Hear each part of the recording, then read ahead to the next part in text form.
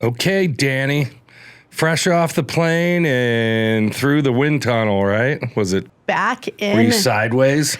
It was not a smooth flight by any means, but hey, I'm here and kind of on time. Yeah, I'd say a little bit. I mean, late. I thought this was going to be a 5 o'clock recording, so Yeah. I mean, I'm only 30-ish minutes late, but. The one thing that I didn't miss was is Denver traffic. That's for sure. So. Oh yeah. So, what do we got going today? Well, as I feel like we always start with this because I say this consistently. I'm always so excited for our guests. Like every time we have a new guest, I'm always so excited, and this is a good one too. Yeah.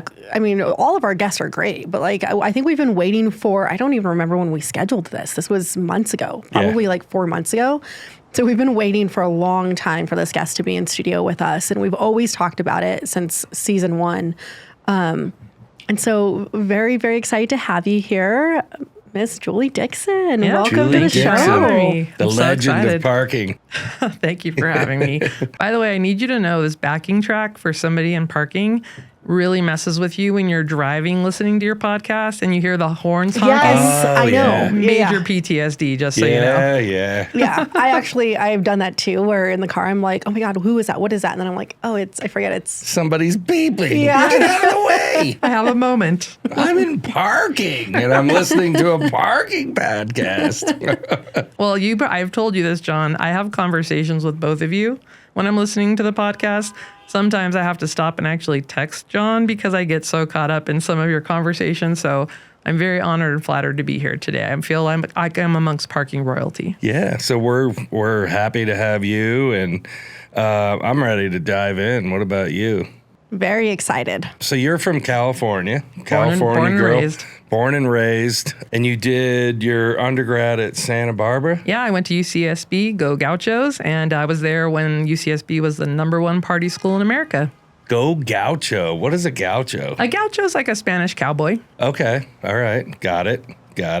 So where was that campus? So it's actually in it's in Santa Barbara County, but so it's basically on the edge of a small town called Goleta. And it actually was an old Army base back in the olden days. Interesting. And adjacent to UCSB is Isla Vista, which to this day still remains the most densely populated 1 square mile west of the Mississippi. And that's actually how I cut my teeth in parking. I was a CSO on campus for the University of California Police Department. And I was at that job because it was the highest paid student job on campus. It paid $7.21 an hour. Wow. Yeah. And I loved being a CSO. And we did all the bike patrols because bikes were the primary form of transportation on campus. And I did bike patrols. I did resident hall security. I used to do escorts at night, walk people to their, houses and homes. And my lieutenant came to me one day and said, hey, I recommended you for a job at Foot Patrol. And Foot Patrol was the collaboration between Santa Barbara County Sheriff's Department and UCPD. And I said, what do you mean, Foot Patrol? I'm a CSO. I love being a CSO. And he said it pays $15 an hour. And I said, who do I talk to? I'm done. I'm it. There. And then I went there and they literally handed me a bicycle and a ticket book and said, go to town, because that's how it started. That's pretty cool. Yeah. So what was that conversation like at the parties? You know what? Hey, what do you do? I write you tickets. John's favorite question. Well, I've heard you debate this, and I really appreciated the coaching you gave to Dani on like how the generational aspects of how you'll explain it. But you have to also understand the campus police department. I was going to school full time while doing this job and being a CSO, and the school newspaper was called the Daily Nexus. They used to put my face on the cover of the newspaper frequently, and they dubbed me the parking Nazi. And see, that's what I was trying to get at. Because we can ask Julie this question twice, because there's the professional, but it's a little different when you're going to school and you're giving your fellow students tickets, don't you think? Yeah. And they literally find you in your class and sit next to you and taunt you and like horribly treat you. And so to be dubbed the parking Nazi and actually have swastikas written on your face, gosh. Oh yeah, not exaggerating. Like that's basically the environment that I lived in. And to this day, I still can remember El Greco is one of the roads in Isla Vista, and it's where all the fraternity houses were. Right. And it was probably one of the more congested streets because they obviously overloaded the frat houses with people living in, and they all had cars. And I was funny enough about parking enforcement, and this still stands today, I was a big proponent of education because I was there for a public safety purpose. They couldn't get the fire engines down the streets. Right. And so I was truly hired to try to free up the streets to make sure that public safety vehicles could get to where they were going. So it was really about moving cars and getting them out of the way. Not that there was a lot of places for them to go, but the number of confrontations and, face-to-face, toe-to-toe environment situations that I had was really overwhelming. But to this day, it's like where from a verbal judo, that was a thing, when I got hired. And I went through all the same training that a lot of the police officers went through for that kind of defensive communication stuff. And so I learned really early in my career kind of how to navigate my way out of a difficult situation. Well, and I do want to, you said something that I think that's really important, and I want to point out because it's important to our industry, right? Like this is what we have all done at some point in our life is we're here to move cars and put them somewhere, especially where when there's not a place for them to go. And I don't want to, get off track of your story, but I do want to come back to that because I think that that's an important part of our industry. I want to know your story and how it led to, because kind of where you are now, right? Because that's kind of the core of it's what who you do. I am. Yeah. Absolutely. But I will touch on that though, because I speak about this around the world for that matter and across the country, is that it should never be about the tickets. And any program that's basing their revenue based on the tickets is not managing their parking appropriately. And the fact is... Totally agree. Yeah. I call it parking utopia. I've got a couple good lines I use and, my shtick, as I'll call it. But in a parking utopia, we would never write another parking ticket because everybody would follow the rules. And so this is why when I really started this motto about make parking positive several years ago, because I realized that if I changed my vernacular as well, and I stopped talking about enforcement, I start talking about compliance, it really changes the attitude and really about making it easier for people to follow the rules. And so that's why I always say this to the parking enforcement officers, because going back to my era in Isla Vista, there was always another ticket around the corner. And if I could cut you a break and, and if you got off thinking I got one over on the parking enforcement officer, I'll get you another day. I mean, that's the reality, right? That's right. Right. Yeah. I mean, that there's no, as I always quote Cindy Campbell on this because, the training she does for our frontline is so important. You're not going to get a toaster oven at the end of the month just for writing the most parking tickets, right? Right. And so the reality is if I can spend my day educating and informing people and making sure that they don't park like that again, ideally, then, we've really done our job. So yeah, quotas in public parking tickets, that's something you don't want to be involved in. The public doesn't look too happy upon that. And we, and this is something that I'll reiterate now, and I talk about it a lot across multiple, different episodes, but is we as an industry need to be better at educating, not just people within our industry, but people outside of our industry, right? Without a doubt. And that goes back to the whole introduction of how I tell people what I do about parking. And I will say I laughed at the dialogue you both had in the previous interview that you all had, because I am actually really proud of the job that I do and where I am. And honestly, since the first day, I used to brag about being a parking enforcement officer because I actually took a lot of pride in the fact that I was helping make the streets accessible for, again, from a public safety purpose. The things that happened in Isla Vista, the stories I could tell you, but the reality is it really contributed to saving lives in the end. And I know that sounds a lot of extreme, but if the fire truck or the ambulance can't get to that house to help that person, so it really came down to wild, different way of, not wild, it's a realistic way of looking at it. Yeah. And most people don't look at it like that. Yep. There's going to be two parts to so you were at Santa Barbara, you were a parking enforcement officer, but you went to get your master's at Point Loma? I did. So the career and the path of kind of where I went, I really would say kind of the school of hard knocks. When I graduated from UCSB, I never thought I'd get an advanced degree. That was never on my agenda at all on my dance card. And the reality of kind of my job has taken me so many places, and it's something I actually do a lot of mentoring in my job. And I always tell people, when those doors open, take opportunities whenever you can, because that's, free will human. You can always change your mind and do things different. But my family jokes that my dogs have moved more than most humans do. And so while it's all been in California, I've moved and lived all over California for different jobs. And that's really been a unique experience. But I was in San Diego the first time back at the turn of the century, as people call it, but back in the 1999 era. And I always knew that I'd come back to San Diego. And so after Dixon started, I went back to San Diego in 2014. And I found that I could finally, after a number of years, I could go back and pursue my MBA. Oh, so you got it so you were in parking and then went back. Yep. Okay. I didn't go back. That was going to be my next Yep. question was when you left Santa Barbara, did you say, I'm done with parking? I was done with school. And then I was I was done with school. And then it wasn't until my goal was by the time Dixon hit 10 years, I wanted to be sure that I had my MBA, because a big part of it too was here I am coaching and mentoring others to say, go get your advanced degree, and I couldn't not do it. And so I pursued it. And the challenge I had with the program I selected, I'm such an idiot. I picked the college that was closest to my house because I thought, really, but well, yeah. But I literally didn't do my homework, which is because this is where I went for the easy route. The college was less than a mile from my house. So I thought, how conducive and how convenient for my schedule, because I travel so much, because this was an in-person program at the time. Turned out I got accepted to the program, and the classes were actually in Mission Valley out by SDSU, which is on the complete other side of San Diego. So being in person twice a week for 2 years and having to also commute to school was nightmarish. So I could only imagine. And the traffic was just wonderful. Or I had to go through 3 arterial transitions to get there, and it was very, very, very difficult too. So what was the program? So it was the MBA program. So it was an executive MBA program, and so it was. In the end, I have now my master's of business administration.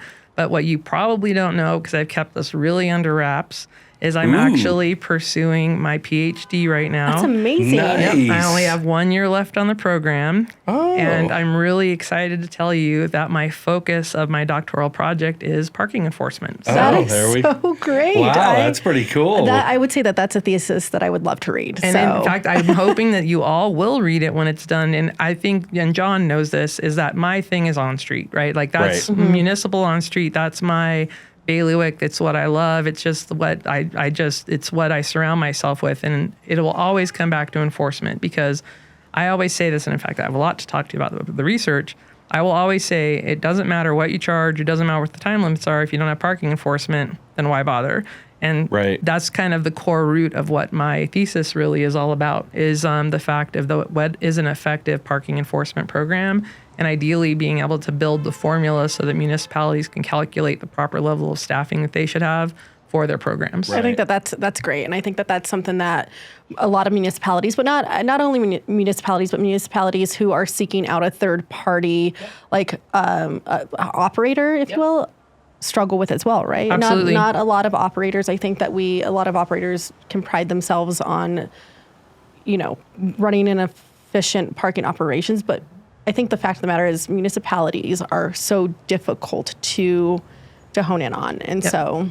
And being able to build that model and to know whether it's optimal to outsource or keep it in-house, or even a hybrid solution, which we've done a lot of times too. So ultimately, my hope is that this will help contribute to the ultimate cause of being able to more efficiently and effectively manage our parking programs. Yeah, I mean, enforcement, obviously, or compliance is definitely critical to any operation. Right. But then in my career, when you see some of these cities that don't have any parking program, that's the worst kind of anything, because it's total chaos. Total chaos. And in fact, right now, I'm really challenged because I'm sure, like you all and many listening, I subscribe to all of the messaging, and all of the article alerts that I get. And when you see how many programs are flipping, like where they're paid parking programs, but then some constituency or group of business owners say paid parking is not good for my business, and you see cities flipping on those programs and seeing them go by the wayside, I'm literally seeing headlines like that every day, and it's so worrisome. It's the complete opposite. You know what I mean? I remember, I use Manitou Springs a lot because I was involved in that. But, I mean, it was chaos. And usually the people that were complaining about their business being hurt were the businesses that, didn't have a chance anyways. Right. But how do you tell them, do you tell them that? Yeah. And then the businesses that were thriving were like, thank God there's a parking program now. Right. So. Well, and when you do it with because you in Manitou Springs, and then when I first got into parking, I was all up I-70, up and down I-70, and helping small mountain towns implement some sort of strategic plan to make sure that, we keep the residents, their best interests at heart. Yeah. And that's a classic example. They needed something. It's the heart into the mountains and into Bojo's Pizza. and Bojo's Pizza. Oh my God. That's my life. Yeah. And so I think it's such an important conversation, not just a conversation, but it's such an important story to tell. Yep. And so that's amazing. Congratulations on that. I really can't wait to read congratulations. it. I can't wait to read it. Well, Yeah. let me be finished with it first. So, but And we're of making course, headway. a new announcement from this show. I love it. I love that. So funny. So you went and got your undergrad, never intended to get an advanced degree. And now here you are, a year away from finishing your PhD. Huge congratulations. In all of this, obviously you have your business now. When did you start, and why did you start it? Like, what was your intention and your mission behind? Yeah, so I think Serco is where you started, right? Yep, when in the back into parking. So there was a brief respite from being in UCSB. I ended up postgraduate. I stayed at UCSB and I became the CSO coordinator. So I became like the civilian supervisor for the police department. And funny enough, everywhere I went at that point, like the chief or the sheriff, like literally loved me because I ended up creating the CSOs that were a nonprofit division of the police department. I ended up creating a for-profit division of that particular program because we started competing with the parking services department on campus for off-campus parking management contracts because I was a parking enforcement officer in IV, so I knew the basics. So we started getting contracts and basically started getting compensation, leveraging, again, all of the services of the police department. So it kind of all meshed there. And I stayed in Santa Barbara for almost 6 years postgraduate and did all of that. And what happened was every year I had about 50 CSOs and I would watch them go off and then come back with their company cars and their corporate credit cards. And here I am, the person that kind of helped train them. Right. And that's when I knew I needed to start looking for other opportunities. And kind of like I feel, John, you and I are so the same. I remember opening up the LA Times and going into the classified section, and I found a really unique job opportunity. They were looking for a project manager with law enforcement experience. And so, I basically worked with every law enforcement agency in Santa Barbara County. I applied for that job, and it was the company that brought basically automated enforcement to the U.S. It was the company that did red light cameras and photo radar. And I got the job, and I still always remember this because, and this is what I tell people, when folks offer you safety nets, my chief at the time said, take a year's leave of absence and go make sure that this job is right for you before you write everything off. And I will never forget this because I was on the job like 2 weeks and I called him. I'm like, you can release my job. I love this. This is so amazing. And it was, he still held the leave of absence, but I'm so honored to know that people gave me chances like that in my career. Really made a difference having that safety net. But what was really cool about automated enforcement was on my first day on the job, and again, all I knew about red light cameras at that point was what anyone else knew, was that there's a camera that takes your picture when you're on the red light. And because they had installed the first sets of red light cameras in California, there's something called a Kelly Fry hearing. A Kelly Fry hearing basically helps establish technology that can be used for evidence. And so there was a trial in Beverly Hills Municipal Court, and I ended up having to go in, and I was the subject matter expert less than 2 weeks on the job to help defend red light cameras against some of the most high powerful attorneys in the state that were all here. And that's actually when I started becoming the subject matter expert for automated enforcement systems and did that all over the United States. Serco recruited me basically to help them bring their red light camera industry from the UK over here. And when I took that job, they said, we're not really ready to do red light cameras, but used to do parking, right? And I said, yeah, back in college, like, what are you talking about, Yeah. And they dropped me on my first day on the job in San Francisco, where they were managing the parking meter operations, including the revenue reconciliation and collections. And on my first day on the job, my boss paged me because I had a pager at that point. Yeah, Thank you. And I called him and he said, hey, Julie just landed in San Francisco. I was living in Los Angeles. He said, why don't you just drive around town, get a vibe for the area? And I'm like, oh my God, what a cool boss. You're going to be living in San Francisco, get a vibe for the neighborhood. I was like, wow, how cool. Show up First at the day on the office. job. First day on the job. First Show- day, baby. What a good setup. So show up at the office at 11 o'clock, and I find out that they had terminated all of the management team, all of the executives on the project. They had illegal contributions to some campaigns. The customer hated us, wanted to run an RFP, and said, like, here, figure it out. And all I knew about a parking meter was put a quarter in, turn the dial. I never knew where that quarter went. He threw the keys at you. Literally. Happy first day. I hope you enjoyed those 2 In hours. San Francisco. In San Francisco, which again, Southern California, born and bred. And this is at that point, funny enough, when knowing that you're from Philly, I was thinking I was going to sometime move to the East Coast after living in San Francisco where there's real weather. Yeah. That fog is real. People can laugh at me. I thought it was in the movies. I thought it was literally not a thing. And moved to San Francisco and legitimately knew I would never be able to not live in California, Southern California in particular. Yeah. So Dixon was formed then. So from Dixon came as a 2012? result. So 2012 we started, and it really came as a result of SFpark. So SFpark, as most people know, was the first federally funded program for congestion mitigation for on and off street parking. But what many may not realize is I was basically what I will call the gatekeeper for SFpark. Is if you had a widget, a service, a product that you think could impact parking management, you basically had to go through me because we were the project managers for SFpark basically. A lot of people don't realize all of the employees at the time for SFpark, with the exception of one, were actually all Serco employees because we were the agent for SFMTA to basically manage the SFpark project. And so in the end, what started as a $20 million became a $56 million study. But I always call it the Petri dish, right? If you had a widget, you had to come through me to go through it. And we ran everything from an $8 million data warehouse procurement with Oracle and negotiated all those contracts down to like $5,000 paper order and everything in between. And that's where people dubbed me the sensor queen because remember, SFpark was really about congestion pricing and trying to determine occupancy and honestly prove Shoup's theories on, occupancy and all of his things in the high cost of free parking. And so that was when we started testing the sensors. And honestly, people that know me know sensors are a dirty word in my experience Right. because what we went through to try to validate the technology and all the QA, QC process and the latency issues that we had and the signals.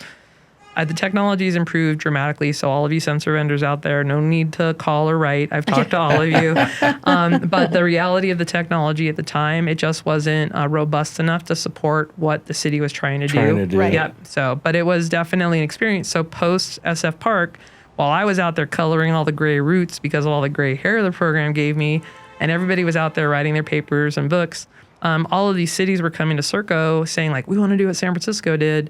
And to this day, it was the city of Newport Beach. And at the time, the revenue manager, her name is Evelyn Sang. And I was on the phone with her. And because Newport Beach in Southern California is such a small beach town, the insurance requirements that they had, Serco was such a large company, they were like, we're Serco, like you can deal. Yeah. And Evelyn said, I just want to hire you. I don't really care about Serco. And my whole career, people had always said, you should have your own business. You're an entrepreneur. You should do your thing. And it was that day, I can still remember where I was standing, everything. Right. And I said, let's go. And the funny thing is that it probably took me about 2 months to kind of get everything in line. And when I had made that move, I remember my family just like, what are you doing? Yeah. And the thing that I'm the most proud of is that when I opened up officially, in fact, I'll be celebrating my 13th year here in this next week. And the cities came to me, which was really, really flattering. And I was always by myself for the first several years, just working 24/7. But I didn't really have to chase cities because what you asked earlier, Dani, was really important. The mission was, and it always has been, to make parking easy, convenient, and accessible. And accessible for me also means equitable. So that's always been our tagline of kind of like what we do. And it's really started with us kind of coming in, auditing operations, helping, write needs assessments, helping them write parking action plans, and just like kind of the evolution. It's been very organic how it's grown. And we do a lot of work with procurements. Obviously the work we did in SFpark, really contributed to a lot of that as well too. But yeah, it all started just 13 years ago here. So, And what a ride it's been, right? roller coaster puts it nicely. And sometimes, and I was sharing this earlier with you, John, as we were walking in, I still have those pinch me moments because the reality is I think of myself in Isla Vista riding that bike, 35 years ago, give or take.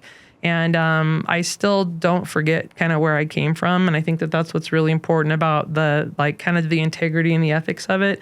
Because trust me, I get accused of a lot of things that are out there and a lot of finger pointing. But the thing I always know that I have and how come I can sleep really good at night is because it always comes down to my integrity and ethics. And I think that that's something that if anybody out there is listening, that's the one thing that you have that you can control. This was going to be my one controversial. I've thought about this for like a couple days. And because I do think you've gotten scrutiny over the years. For sure. And do you think it's because you're a successful woman business that started that it's like the good old boys taking a shot at the... I've definitely faced that. And it's honestly something I honestly don't really talk about a lot because I just keep my nose down and just do my job. Do your job. And the thing I think is my reputation speaks for itself. And I don't have to go out there and speak to the naysayers. And I don't need to defend myself because I know what I do. And it's a big part of the team members that, we hire on. And we talk a lot about this is that you are going to get criticized. And sometimes it's rough when we're at conferences or shows because trust me, people are not shy with their opinions. And we know people like to drink in this industry, and I think the liquid, shocking, the liquid courage, some of the things that people have said to me, like it's actually like your job would be on the table. And the reality is, again, I was a parking enforcement officer. I know what to say to you, and I could punch your buttons if I wanted to. Right. But I've just tried to choose the higher ground. Not to say I'm holier than thou by any means, because trust me, it pisses me off. But I just try to not engage it because there's no value in trying to engage it. If I lose projects all the time too, and you just have to pick it up, figure out what are you going to do better the next time, and be better. But the one thing that anyone knows, you call me, you want to have a conversation, you want to understand what do I need to do better. I will always offer feedback. That's something that I've never been shy to. Whether you want to understand your baby's ugly, that's up to you. Right. I'll tell you your baby's ugly, but you may not want to hear it. And I think that's a big part of it. And, again, that's probably why I've tried to just build my little bubble now and just, my little circle, and I'm good. Well, and I think that you said it so well and so gracefully, a lot nicer than I could ever probably say it. But you're right. What you do is attached to your true integrity. And I think that we work in an industry, and I've only been in it for a very short amount of time, but a lot of people don't attach what they're doing to any integrity. And like you said, if your baby's ugly, your baby's ugly. I'm going to tell you, that's not on me, that's on you. And if you want to focus on the drama and to the talking shit, you can continue to do that, but that doesn't make your baby prettier. That's exactly right. The other thing that I think is classic is that people actually think that I can tell a customer what to do and how to do it. And the reality is they can ask me for feedback. They can ask me for direction. I can share with them references or locations that I know so they can speak to other customers. But the reality is these customers make their decisions. And trust me, there are decisions that I wouldn't have made, but that's their right. And I can highlight to them what and how, but ultimately they make the decision. They're the ones that are signing the checks, and that's the thing I think folks don't understand sometimes. No, I think you said it very well. At least from my vantage point, looking out to what you've done. I mean, clearly the people that you're focused on are your clients, the municipalities, your knowledge as you sit here today. It's no surprise, but you can tell that part of our business, that clientele, the municipalities, you're highly respected, probably more so than anyone in the industry. So you're right. You don't have to get down because the people that that are hiring you to do the job are the people that respect you. And so, I'm going to defend them to the ends of the earth. And I think that that's the one thing for a customer is I will put all the cards in front of them. And sometimes you have to tell them their baby is ugly too. But the reality is I will fight to the death when it comes to protecting a customer and making sure that, their interests are looked out for. And it's funny too, for some of the solicitations that we support, there's some vendors just frankly won't bid it because that's something that I also learned in San Francisco was credit assessments and liquidated damages. Now, mind you, and no offense to San Francisco, but sometimes their LDs are just as thick as the SOW, and forgive me, LDs, liquidated damages, scope work. So sometimes they're the same length. So what we do often with our customers is, and this is a good exercise for everybody to know this, and there's no secret sauce here, we always say, what are the 10 things that you can't live without? Like when you look at your scope, like what will shut the lights off? What will close the doors? And then we take that 10 and say, okay, let's now narrow that down to 5. And let's talk about what are the financial repercussions if these things go offline. So we really try to be really consolidated, because I know a lot of folks see those penalties. What we're really trying to tell the industry is you need to be accountable.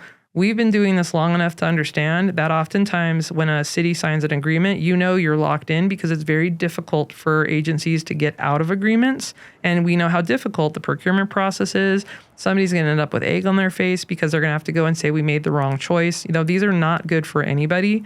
So what we're trying to show the industry, if you're going to respond to these procurement requests, understand that these are the things that are make or break. Like if you can't do this, don't bother bidding. Right? Exactly. And I don't think it's not the time for the guy, the slicky salesman to go, that's right. Oh, yeah, we can do that. Yes. We can do that. The used car salesman tactics are a thing of the past. And so we're trying to be very obvious. There's nothing covert, because that's why I always say transparency in parking is critical. We want you to know the rules, just like we are when we talk about our basic parking management. For you to respond to a procurement, we want you to be able to comply with this. And that's where the compliance matrix, which anybody that's bid our proposals, you'll see this very lengthy Excel spreadsheet. We have drop downs to say, I can do this today, I will do it tomorrow, or I'll put it on a future roadmap, or we're never going to do that. Like, that's fine. Let the customer know what you have, what you're going to have, like what you're willing to, collaborate with on. Because again, the more, we always say in the technology today, we're forming a partnership, because this isn't like the traveling meter salesman in the day used to come through town every 7 years and sell up a new parking meter to the city, right? That was how it used to work.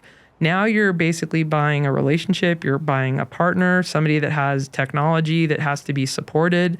It's a high touch point in our cities. So it's something we just try to be mindful of, that, you want to pick a partner that has good customer service, because I always say this, there's so many widgets out there that, picking the purple one or the blue one is irrelevant. It's about the support agreement that comes along with it. Right. And is this person going to be there when the mud is getting thrown or when the lights are getting turned off? And are they going to be in the trenches with you? Yeah. And I think that that's so important to point out, because your solution, your technology is only as good as like your support. And we know that we can, people are probably so sick of me saying this, but when I was in Denver in operations, that's why mountain parking was such a big thing. That's why Tebow was such a big thing, or who they serviced before. But like, it was because you knew the quality of service that you were getting. It didn't make that it was a better product or a solution. It just, we knew what we were getting with that certain technology. We knew the service that we were getting. We knew that we could count on it, right? That's right. It didn't make it any better than any other technology. It was them specifically. Yeah, so I would highlight that part of it is who supported the technology, which was mountain parking. That's what, which somebody could have a different experience in Ohio with Tebow. 100%. It didn't have, the mountain parking type. Well, that's what I'm saying. Yeah, it's like it's all dependent. Like, it's all dependent, market based, or who your team is. But what you've also highlighted is the importance of the people. Is that no matter how much technology that we have in this industry, if there's not someone that's on the other end of that phone when the ceiling is collapsing or the floor is leaking, like, that's a real issue in our industry. And I think that that's something that we're tech forward. I get it. Like, all of the automation that's coming, this is our future, but there will always be a human element, because there are always going to be humans in those cars that need customer support. And I think that that's the part that you can be as automated and as touch-free, hands-free as you want to be, but there are still human beings in those cars, and we have to be mindful of that. There's still human beings in those cars, people. What does that lead you, John?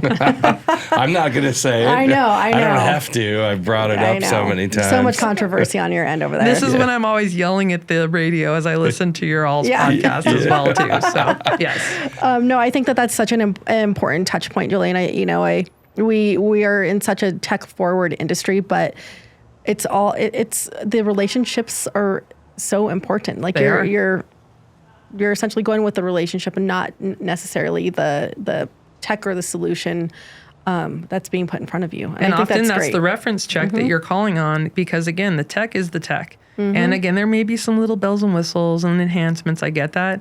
But again, it's the support that's going to be relevant, and Couldn't agree more. is going to be really what should affect your decision. So Dixon Resources, the way you've grown your business, it's really been organically, right? Very organically. You don't have, Series B or private equity. Like you're doing this. I'm very proud to tell pretty you. amazing. Debt free, and it's been something that I really am very proud of, because again, from kind of the shoestring start of it to how we've evolved to where we are today.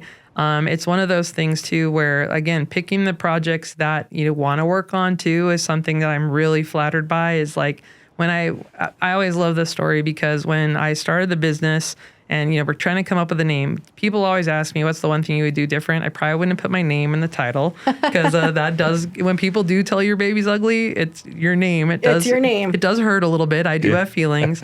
But my brother was the one, when we were coming up with the title, he was the one that put unlimited at the end, because he says, you'll do anything, right? Like, you'll clean toilets. I'm like, yeah, I've done it before. We'll do it again. Yeah. And I think that was the one unique, modifier for when we started, was and I always say we, because it's me, myself, and I always, right? Is the reality is there was no job like too small, too big. Like, my whole job was, I'll do what I say I'm going to do and get the job done, whatever it takes. And that's kind of been the motto of Dixon as we've grown. So the evolution as we bring people on. The one thing, if you talk to any of the team members, they'll always tell you, we make it right, because we're not perfect. No one is. And we recognize that, but we'll figure it out together. And I think that's a big part. I'm really proud of the team, because they know, like, if a mistake is made, like, whatever we have to do to correct it. And that's really kind of the thing that I really am proud of as well. I think the name, if you sit down and think about it, it's like how you tell your story. The lady was like, I don't care about Circo. I just want you. Yeah. And so when you think of it that way, the name actually makes sense. It did at the time, sure. Yeah. People are, they're hiring Dixon, right? Yeah, and then as you evolve, you're training other Dixons, right? It's funny. So I'm with you. It's funny though when the following me. Yeah, I am. When they fill out the name tags and they'll put my coworker's name and then Dixon below it, so they all think we're all related as well. So that makes me laugh. I think it goes back to being a little kid. So I have 3 older brothers. So my entire life, I've been called Dixon, like literally regardless of being a girl, I have been called Dixon my entire life. So for me, it's just a moniker that is what I am. And so I'm very proud when you hear someone shout out like Dixon at a conference or whatever the case may be, because it does represent this whole organization and this whole team and kind of like what we've evolved into. But you're 100% right in terms of organic. If you'd asked me 13 years ago that I'd be sitting here with you both in this room, having traveled across the country to get here, I would have chuckled at you, because when I did this back when Evelyn told me like I wanted to hire you, and funny thing was, she told me how much the gig paid, and I was like, well, if I take this and if I don't win, I'm like, I probably could last for 6 months, but then I could go flip burgers at McDonald's if I had to. But I did this with the premise of being able to go to the beach more often and having more time for myself. Oh, and that was a fit. Oh, yeah. I can count on one hand how many times I've actually gone to the beach, in the last 13 years that I went not on vacation. And it's, but I also love my job. I hope everyone can tell that.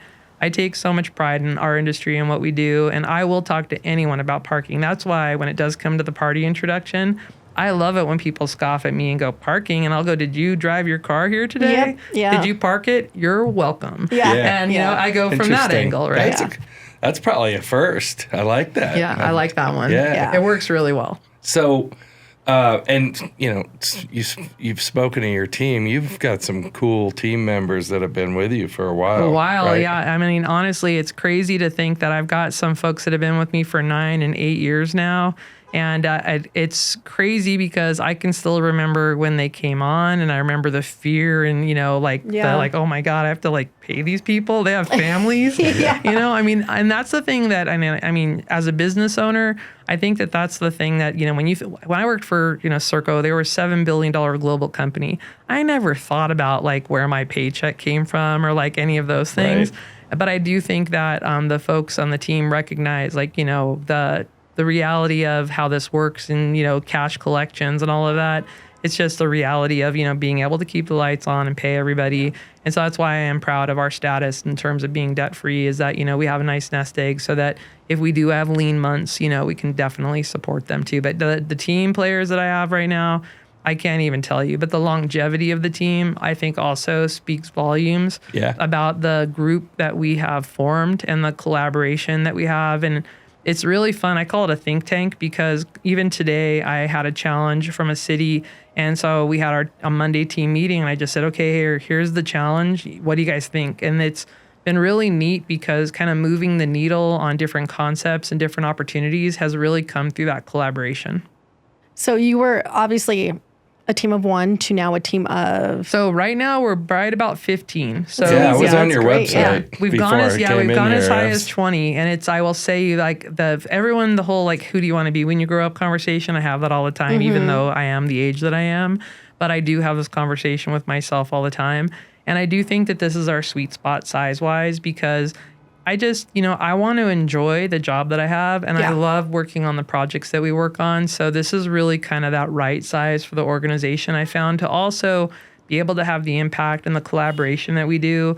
If you start getting too much bigger than that, then there are all the HR stuff and all the things that come into play. But we're all across the country, which I'm really proud of. We were working from home before it was cool to work from home. Right. So that was a really nice gig setup too. So we were always very nimble. And that was another big fear, obviously, during shelter in place, was I think we worked harder during the pandemic than we did any other time because everyone was fearful of what was going to happen. All these people that went and did yoga and all this stuff that they did, like, what was that? I was still parking cars. Yeah, so. Exactly. I mean, we were working around the clock. I was drinking beer on the porch with my dad. Yeah. I wish. I envy that. I sometimes no yoga for scratch you. my head. Yeah. I wish I had done some more of that stuff, but we were working hard during the pandemic, and I really, again, pride the team on that too, because everybody really rolled their sleeves up because we helped programs shut down, reopen, shut down, reopen, so it was a lot of work. That's interesting because a lot of people everything just stopped. Yeah. But it was really busy because you guys are such a lean team, right? I think that's. I mean, we run currently. You guys are lean. We run a really lean team as well. But were you able to keep everyone on during the pandemic? We kept everyone. In fact, we actually made a really big move. So interestingly, we had started really utilizing LPR for data collection before the pandemic. Yep, I remember. Yep, and what was happening is that a lot of the cities were finding a lot of value in the tool that we were using for occupancy, and they wanted to keep it. So I actually knew going into shelter in place, we actually made a strategic hire as we went into shelter in place. And anybody that knows me, I'm a gambler. Like you see me in Vegas, you will find me at the craps table or pie gow table. Yeah. Anybody that comes to Swapton knows that's where you'll always find me. But the reality is I love to gamble, and I threw the dice, and we hired this young man actually like right when the shelter in place happened. And I actually had him go and code and productize our LPR. We call it the LPR tool. And throughout the pandemic, we actually tested and tried it and worked with a lot of cities to like basically make it a really robust product. And now it's really become a real big part of our projects and our business so that we use it for our parking studies. And then a lot of our cities retain it afterwards so that they can maintain their occupancy level data for their curbside. So what a cool story. Yeah. So while people were getting rid of people because they had to, and you were hiring people. That's did. Wild. Yeah, it was, and it's something that it was one of the best decisions that we ever made. When you really look at like the work that we did, and I couldn't be more proud of the team too, because it was one of those things where I got to just take kind of like my intellectual property, everything that I had up here, and I just described it to this programmer, and then to see it come to fruition, that's actually been really cool. Really I mean, rewarding. you know more than anybody, but I mean, that's rewarding. It is rewarding. Yeah. And to see now customers across the country using it and soliciting it, it's something that I'm very, very, very much proud of. That reminds me of, some moments when I was an operator operating parking lots. So, it wasn't easy winning lots. And so I used to go out there, the sign company, Sachs Lawler, and I used to go out there every time the new sign would go up. And I'd be standing there and the guy was like, "You're out here every time." I'm like, "Because it feels good to see that sign go up." Absolutely. And I worked hard to get that lot, and now I get to see my competitor's sign come down and mine go up. It was That's a rewarding awesome. moment. No, right? I get it. I mean, every time that we bring on a new project, again, it's a pinch me moment. And I think that, the time that it doesn't feel like that anymore, I probably need to pack it in, because the reality is it's still exciting for me and it's still fun. And I think that that's one of the parts for me, is that parking is fun. For me, it's a puzzle that, we're constantly being brought in to try to solve a puzzle and, to try to figure something out. And that's definitely me. Like, I am definitely a puzzle person, and the gamification of parking is honestly, people are gamifying us. So our ability to try to get ahead of them, it's a chess play. We have to try to anticipate the next moves so that we can try to build and forecast, how to manage parking in the future. And so that's a big part of like these strategic plans that we're putting together, is helping these cities align their downtowns and their residential parking programs. And now with all the law changes that are coming, I mean, this is something where I tell people this all the time. Ego aside, I will have a job for the rest of my life, because the reality is the things that are happening policy-wise, there are still cars out there. I know people that have the vision of us getting rid of our cars. Come live in Southern California for a couple weeks and tell me what transit you're going to rely on to not have a car. And so the reality is Same this conflict. Here. Yeah, the conflict between the car, our residential neighborhoods, and then these changes in policy. But the developers, again, I don't blame them. They have the opportunity to build without parking. Sure, why not? Yeah. It's not going to be their problem in the end. Yeah. And, Right. I think, you'll understand this, because I always say, like, going into a new project or new venue, and we're always trying to solve for these unique problems, issues, everything. And I always say, like, not one project is the same, right? That's right. Everything, it's so unique. And that's why I personally don't think, like, I think that we need to be better in the industry to come together to collaborate, because there's not a one like size fits all. Right. And I don't necessarily think, and I want to say this lightly because I don't want to speak out of term, but I think that there are currently, I would say, operators and technologies where they're like, no, we can do it all. I'm like, but you can't, because that doesn't exist. Like, you don't have. They look over the fence and go, "We can do that too." And I'm like, you don't have, like, it's not. This isn't a like I said, one size fits all. There's so many different unique issues and problems that we have to solve for. Like, it is a true puzzle, and I think if it's anybody that knows that more, it has to be you, because you have gone into so many different municipalities and just helping your clients, and it's not like you can say, hey, this is going to solve, here you go, here's a stack of 3 solutions. It's all of the pieces that essentially make it work, which makes me very sad that our industry doesn't want to collaborate. What's interesting is having done this as long as we have, watching this cyclical aspect of like how this is evolving to where we are today again, because we went from these turnkey operations where it was one-stop shop, probably a decade and a half, almost 2 decades ago. And then we went to individuals and integration, and that's where, with the, Alliance of Park, the data standards and all these factors, and like, let's all play nice. And now we're getting more siloed again, and it's very worrisome to me as we start to talk about smart technology, smart cars, the ITS aspects of it. One of the things that I've just really helped represent around the world is the fact that parking has to have a seat at the table. And I think that that's been something that we fought long and hard for. But my fear is now that we're starting to silo ourselves again, is that we're going to actually, all of the headway that we've made, my fear is that we're going to go backwards because of that, because we're going to start to build these Chinese walls that people aren't going to be able to get over. And I am worried about that. And we always are going to have startups. We're always going to have new technology partners. And I'm always excited about them because there's innovation that is important to our industry. But there's also an importance of knowing kind of where we've been and like where we're coming from. And I think that that's what worries me today, is that when you do have the slick ricks or the used car salesman, you got to do your homework. But the reality is, in today's world, the politics and parking are real. You can still get the ear of that mayor, that city council member that buys the slick Rick Kool-Aid and then, tries to force feed, the solution or the agenda. And that's where we as parking professionals need to all come together and collaborate and, make sure that we don't have agencies getting duped like that, because that used to happen a lot. And now I'm still seeing it, but I appreciate the startups that are trying to get in the door. But there's also a way to go about it and to collaborate and to understand the importance of, I always describe this as we're all heading in a similar direction. We don't have to do it exactly the same way, but we all have to represent, because the whole one bad, apple spoils a bunch. That goes back to when I was in red light cameras. I learned that very early. When one vendor made headlines, we all made headlines. Right. And that's important in our parking industry as well. So Dixon, as we talked about Dixon Resources, you've been in the industry, 30 plus years? Like almost 35, I think, this next year. So do you see your company surviving long past you? And will Dixon be around? And do you have that is a great question. And do you have a succession plan? Because I know question. you've got some great people. And how cool would that be? Yep. Being 80 years old and seeing Dixon still running or still going around. Is that your vision, or does Dixon just close up shop when you're done? The intention is for Dixon to keep going. My hope is that someday I'll be able to sit on the beach and enjoy a Mai Tai while the company still operates. We've been working on succession planning for many years, and that's also been some of the strategic hires that we brought on too. Is that one of the reasons why I made the comment earlier about having Dixon in the name, is that oftentimes people will hire us and they'll be like, well, where's Julie? Where's Julie? And it's a joke with my team members if I don't go to a conference, because I don't go to all of them.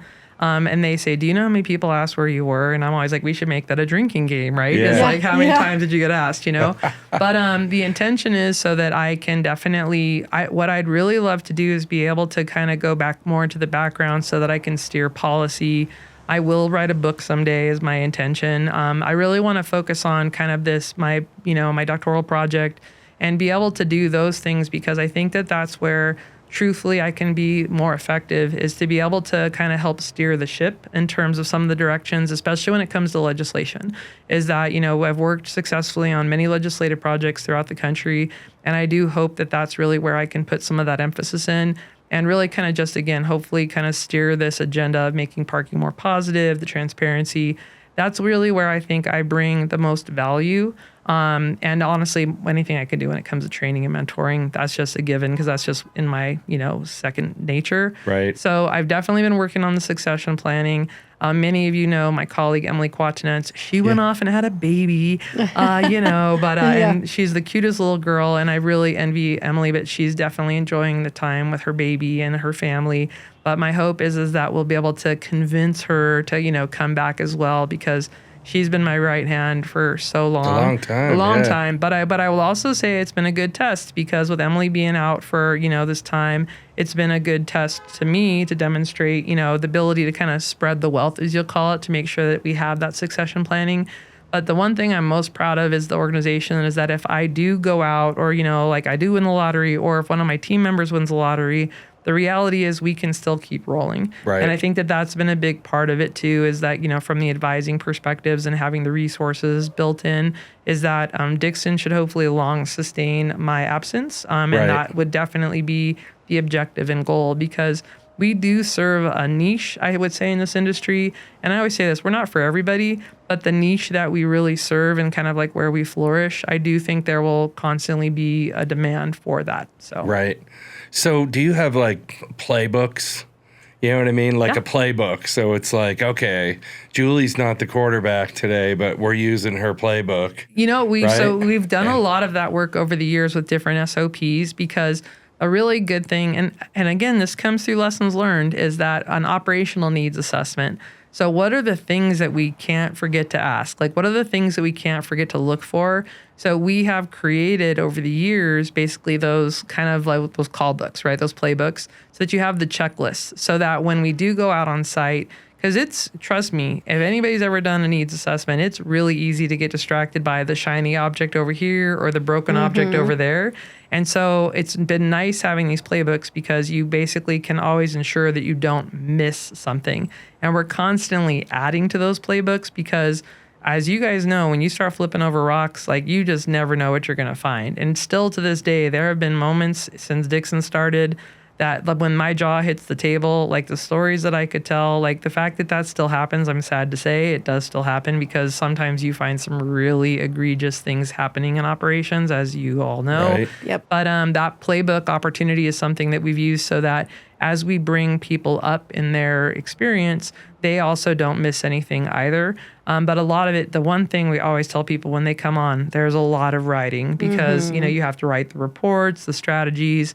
And so that's something that being able to translate the what you saw and basically being able to put that in. So that's, we also have, you know, writing guidelines and things like that as well. Interesting. Yeah. We it's funny because even in my ops days, back then we weren't like heavy on SOPs, and now I think we have, like, I mean, bless her heart, Jessica Carroll, our manager, we call her the manager of chaos on our team, because she just manages us all and That's a keeps us in Nanda on my line. team. Yeah, Yes. and she really handles all of like the playbook, like the SOPs, and I can't even imagine. I mean, I must sit on at least 3 calls, like 3 times a week, just SOPs, just for all of my locations, and she's on all of them, and I'm like, this is How do you just, keep track? she's just hammering out like 10-page SOPs, and Yeah. I'm like, it's just incredible. Yeah. Very much needed, though. Very much needed Yep.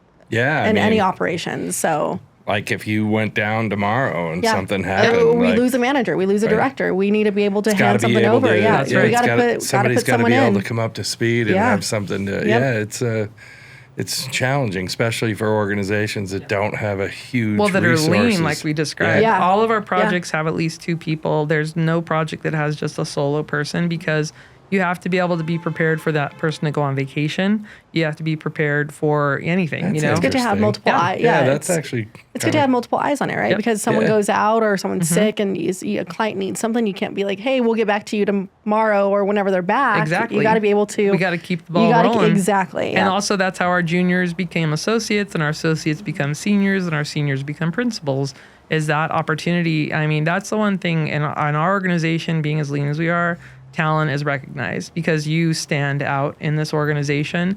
But the nice thing too is having been doing this as long as we can help fast track people also to how to be successful. So that's the part. To this day though, this has never failed. During the interview process that we go through, I will always tell people, this is me. Like, you know, I swear, and I'm never going to swear at you, but I'm just a very verbose person. And I'm like, this is the person I am. Like, just like, I'm going to tell you in a month, you're going to come back to me and say, I didn't believe you. I thought it was an act. Because every single person that we've hired has come to me a month later and said, I thought you were kidding. And I'm like, no. I don't have time. I don't have time to put on a show. Boy, that's me. This is who I am. Yeah, this is who I am. And the reality is, I don't want to put on a front. Like, this is what it is. And I always tell people, you pick us as much as we pick you. And so that's why we also spend a lot of time in our kind of like, you know, assessment process to make sure it's a good fit. Because again, like I said, I know I'm not for everybody. I know I'm not everybody's favorite person. But I can accept that. You know, that's a reality. But I also know when to keep my mouth shut as well, too. So, Right. Yeah. So, so you've got the succession plan. Obviously, you know, we've talked about this all the time. We try to do the Women in Parking series, and, you know, there's challenges for women that men don't have in this industry. For sure. So, you know, when you're starting a business as a woman, what are some of the challenges that if you had to look back in your 12 years? The probably the biggest one is just the roadblocks that get put in front of you, and that's why my network is really key. Is the whole thing about being able, if I face a roadblock, not being afraid to call somebody and ask for help. I think that's part of the part that I think that we all need to recognize is that, again, there's enough for everybody in our industry, and the reality is we don't need to cut anybody off from anything. And as much as I ask for help from others, I will help anyone that asks. And I think anybody can tell you, like, my phone rings all the time from folks that, like, people that are starting their businesses, or, hey, Julie, I just had an idea. What do you think? And I think the whole pay it forward part of it is really a big part of, like, people helped me when I was starting. And I think that that's a big part of not being afraid to ask for help, and also, like, knowing when to help others, and the fact that I will always help other people, and sometimes to my misfortune, because I end up spending more time helping others than I probably should be helping myself. But that's also, again, just part of how I was raised, is that, you know, to really help people when they're out there, but not being afraid to ask for help. And most importantly, not being afraid to admit when you don't know something. That's something we talk about as a team all the time. I do not have all the answers. I love that people think that I do. Okay, that's great. But the reality is, but the people that I work with know I will help you find the answer. Right. I'm never going to tell you, like, I will help you figure it out. And I will tell you I don't know, but I will help you figure it out. And I think that's a big part of it.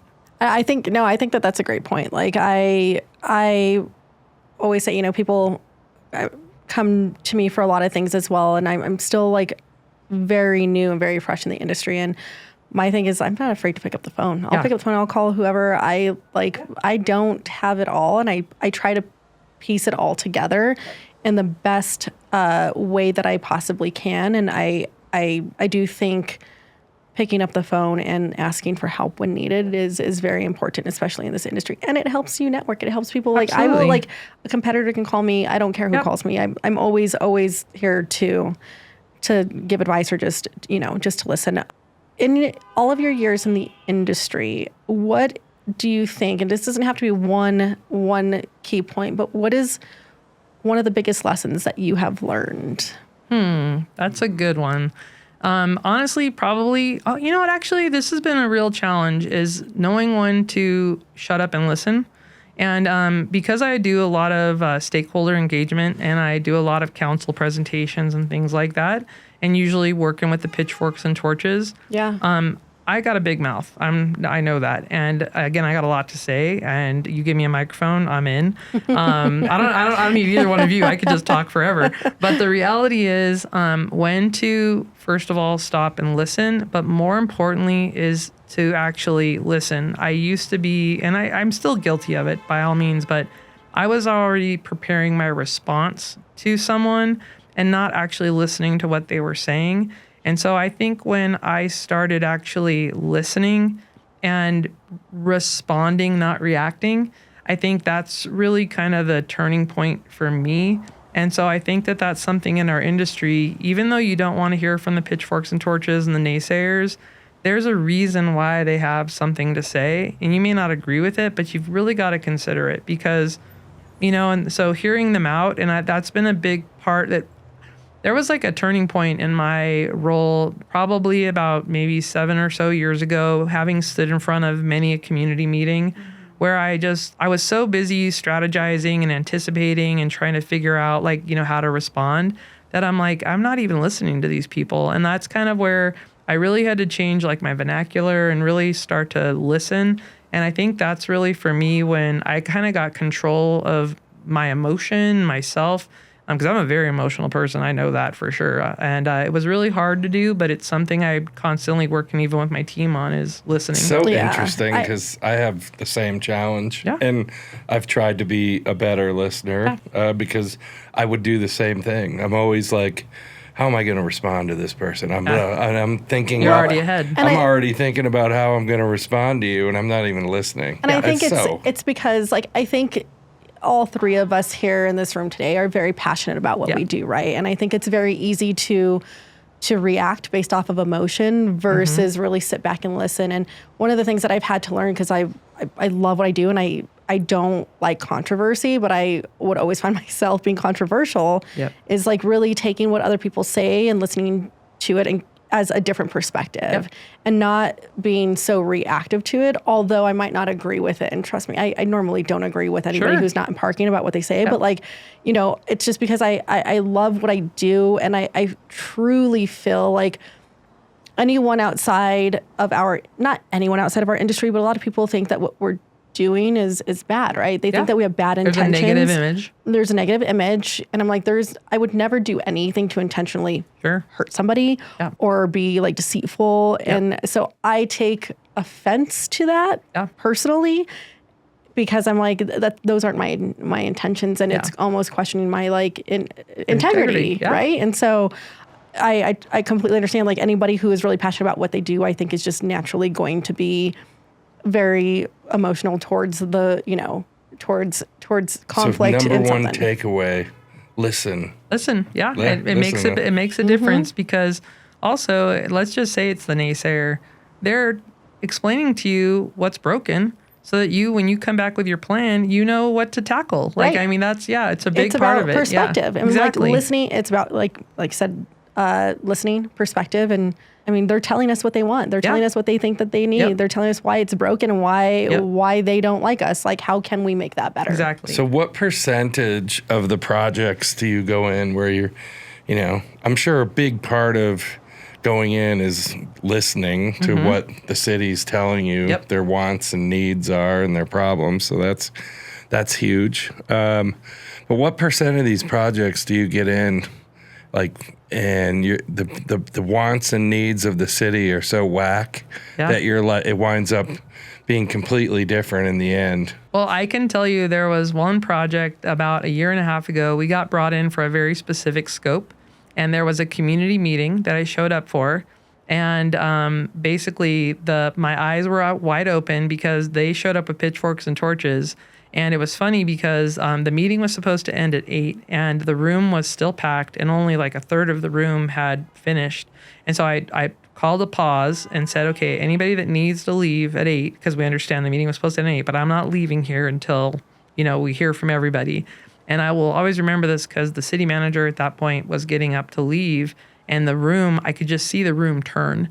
And I basically called out to the city manager. I still feel a little bad about this, but I was like, I don't think you should leave, basically. I don't think that means you. Yeah. And so I actually had to go up to her afterwards and I apologized to her, but it turned out, and we ended up having to have a sidebar after this meeting was over because the project that they'd hired us for was not the problem that was identified. And so we had to have a sit down, and I said, listen, we got to re-engineer the scope. Like, I'll still do everything that I said I was going to do and everything within this, budget. But I need you to trust me to know that we've got to do this differently. Like, if you don't want them to burn down City Hall, like, we need to do this differently. So that was probably the first time that we completely had to flip the scope. And they had a lot of trust in the fact that, like, I knew what I was doing. And they said, yeah, no, do that. And then in the end, when we ended up going to council, I'll still remember this because the city attorney practically jumped over the dais to come over and, like, shake my hand. She's like, I never thought that we'd be able to fix this issue. So I was very proud of that. But we went in with one agenda and came out with a completely different agenda. But I'll say in general, it doesn't happen like that on most projects because the first third of the project is all about engagement. It's all about listening and learning and understanding, and then also kind of goal setting of like what an agency wants to be, what do they want to do, and then everything in between then is really collaborative because then it's really about customizing custom solutions, like you said, to try to figure out what's going to work for that agency. But the one thing I will always say this is where kind of the scripted aspect of parking will never be perfect. I say that always on my first day. Right. And you guys are not going to be done talking about parking. Even when I'm done with this project and I go away, parking is still going to be a part of the conversation. And so I think that that's the aspect of when you are transparent about that dialogue with your community. It changes the mood. It changes the temperature, and you can actually see it in their faces, like, oh, somebody that's being honest with me. Right. And I think that that's the one thing that of any person, the more honest that you can be to say that this is not a perfect process.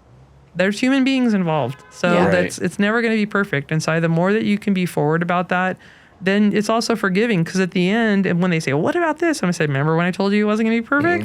We are. Here we are. And that's just the reality of it. And the one other thing we always will be part of it is the adaptability, is that we have to be adaptable. I always use the tagline with Uber. Like, when we were growing up, we were told not to get in strangers' cars, right? And now I'm calling a stranger to come pick me up. That's true. Yeah, and how disruptive that was to our industry, right? There are going to be other industry disruptors, and we as an industry have to be prepared to be adaptive for that. So, and open integration, all the things we talked about. We all have to play nice in the sandbox. And we do have to give newcomers a chance. I think that's also really important. Right. But I also think the newcomers need to recognize that they also have to know what they're doing. They have to do their homework, and you can't just show up and think, I invented the light bulb. The light bulb's been around for a while. Industry, I mean, it's an important piece of part of industry growth, right? And if we want to grow as an industry, we at some point have to play nice, or maybe not even play nice, but at least all get along. Yeah. So we're winding up the show.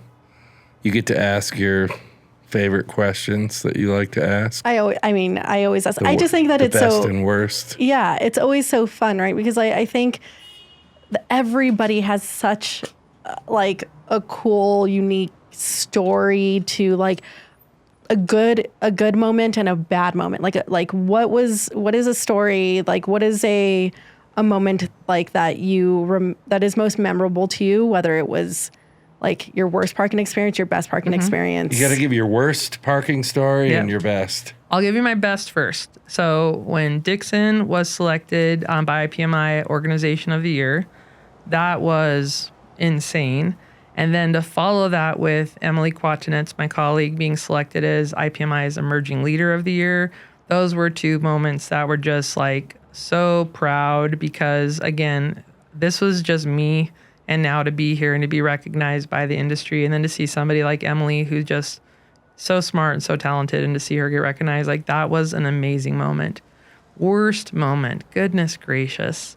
I have to really think about that one because I always do make, the bad into positive. Like that's something that's been a big part of my life, of really trying to just always find the positive in something.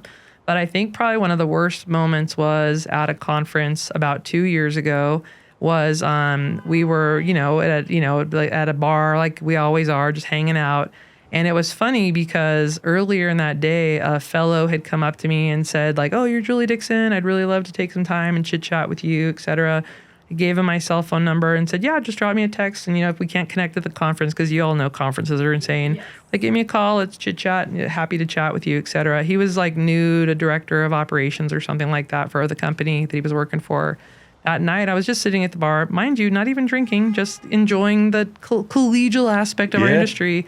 And he had somehow made his way up to me, had a few cocktails, and had decided to tell me what he thinks of me, and proceeded to call me several names. And I was kind of aghast by that, but I was just like, okay, thanks, dude. Like, have a nice day. And I kind of turned on him and spoke to somebody else. But what I didn't know is he turned into about 3 of the women that I work with, and apparently started talking negatively about me. And apparently they like jumped him basically and really read him the riot act about it too. And we ended up leaving after that because it was just like, I don't need to be in an environment where I'm surrounded by that. But then the next day, the CEO of that company wanted to sit down and have a meeting with me. And I basically said, why don't you go talk to your director of operations about what he said to me last night? And then maybe you might want to rethink that sit down with me, because that really is not the kind of people I want to do business with. Good and for so, you. Yeah. No, absolutely. It was. And funny enough, the next day we come home and Brian Wolf had invited me to do his podcast, and it was still very fresh. Oh, so yeah. If you really want to hear the details of it, I covered it in that podcast. And but here's something I'm still proud of. I can't tell you how many women reached out to me post podcast to like thank me and tell me like the experiences that they'd had like that as well too. So I mean, it was definitely a downer moment, but I also, again, I walked away from it because it just wasn't worth it. And then I got my comeuppance the next day because I was like, yeah, that meeting's not going to happen anymore. So, yeah. Well, and I'm really sorry that happened. I mean, that's very unfortunate. That's a firing moment for that person. Quite honestly. Yeah. I don't want to say it's cool, but I love the little moment where the women came together, right? Yeah. When the women came together. And I didn't know that until we got outside, yeah, you know what I mean? Yeah. And then I'm like, wait, you guys offended me? Oh, wow, thanks. Yeah, that's, hey, not everyone gets along, but like when women, like when we all show up for each other, I think that is a really big ode to our industry. And, it's something that and all the young women that are out there listening, young and old, when we're at conferences, it's an unspoken rule, but it's also spoken about.